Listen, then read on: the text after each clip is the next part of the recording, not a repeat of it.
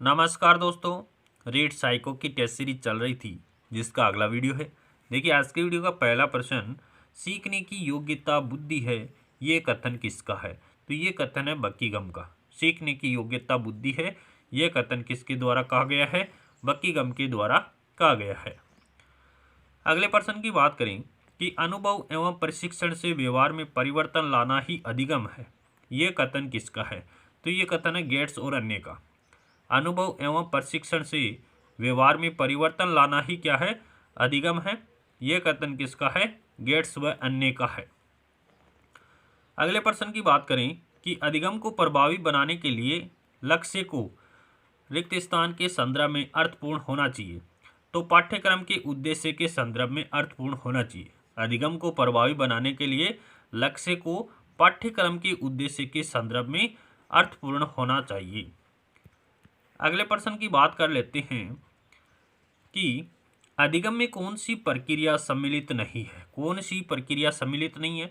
अधिगम जीवन पर्यंत चलने वाली सतत प्रक्रिया, बिल्कुल राइट बात है ये। अधिगम के द्वारा उचित समायोजन होता है, ये भी सही है। अधिगम केवल और केवल नवीन ज्ञान का अर्जन है, ये गलत बात है। अधिगम एक सार्वभौमिक प्रक्रिया है, ये भी सही है। तो ऑप्शन 3 है वो सम्मिलित नहीं है, यानी अधिगम के संदर्भ में सही नहीं है।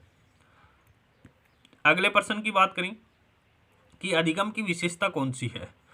तो अधिगम वातावरण की उपज है, बिल्कुल अधिगम की विशेषता है। अधिगम विकास है, ये भी क्या है? अधिगम की विशेषता है। अधिगम अनुकूलन है, ये भी अधिगम की विशेषता है। तो उपरोक्त सभी यहाँ पर करेक्ट आंसर हो जाएगा। अगले प्रश्न की बात करें कि सीखने के नियम के प्रतिपादक कौन है? तो सीखने के नियम दिए थे थारनडाइक ने। अधिगम के नियम किसने दिए हैं? थारनडाइक के द्वारा दिए गए हैं। अगले प्रश्न की बात करते हैं, अधिगम निम्न में से किस स्थान पर निर्भर नहीं करता? किस स्थान पर अधिगम निर्भर नहीं करता है? आर्थिक स्थिति पर अधिगम निर्भर नहीं करता है, आयु पर अधिगम निर्भर करता है, परिपक्वता पर निर्भर करता है, अभिप्रेरणा पर निर्भर करता है, लेकिन आर्थिक स्थिति पर अधिगम निर्भर नहीं करता है। अगले प्रश्न की बात करें कि फ्राइड के अनुसार ईदम है। फ्राइड के अनुसार ईदम क्या है? जन्मजात और वंशानुगत है। फ्राइड के अनुसार ईदम क्या है? जन्मजात और वंशानुगत है। ए और ब दोनों यहाँ पर राइट हो जाएगा। अगले प्रश्न की बात करें कि सिगमंड फ्राइड के अनुसार किस कारक की अधिकता वाले व्यक्ति असामाजिक, अमर्यादित और अनैतिक होते हैं? तो ईदम वाले, इड वाले जो व्यक्ति है, उस कारक की, इड की अधिकता वाले व्यक्ति है वो असामाजिक होते हैं, अमर्यादित होते हैं, अनैतिक होते हैं। अगले प्रश्न की बात करें कि डीपीटी का प्रयोग किसके मापन में किया जाता है? तो डीपीटी का प्रयोग व्यक्तित्व मापन में किया जाता है। यह व्यक्तित्व मापन की प्रक्षेपण विधि है।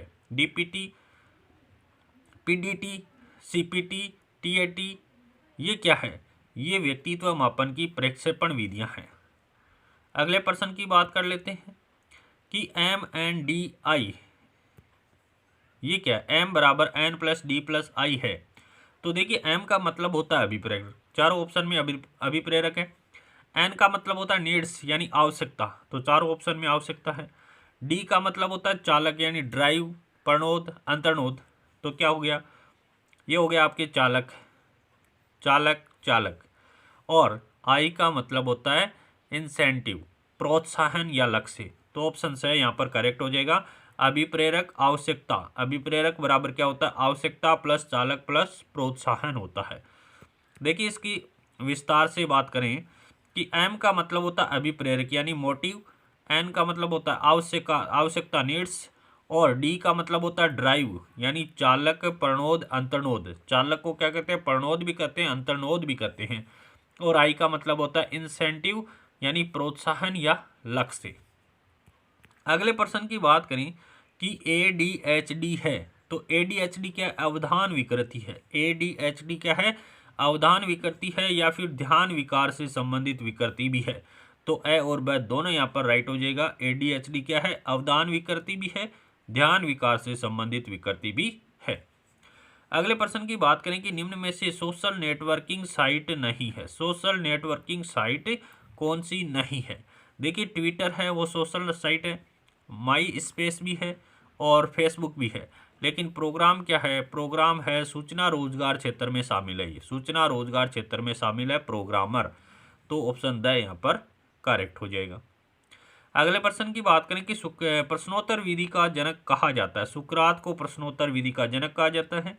सर्वप्रथम प्रश्नावली विधि का निर्माण किसने किया? तो वुडवर्थ के द्वारा किया गया है। मनोविज्ञान व्यवहार का निश्चित विज्ञान है, यह कथन वाटसन का है। और टर्मन द्वारा बुद्धि लब्धि की गणना कब की गई? 1916 में की गई थी।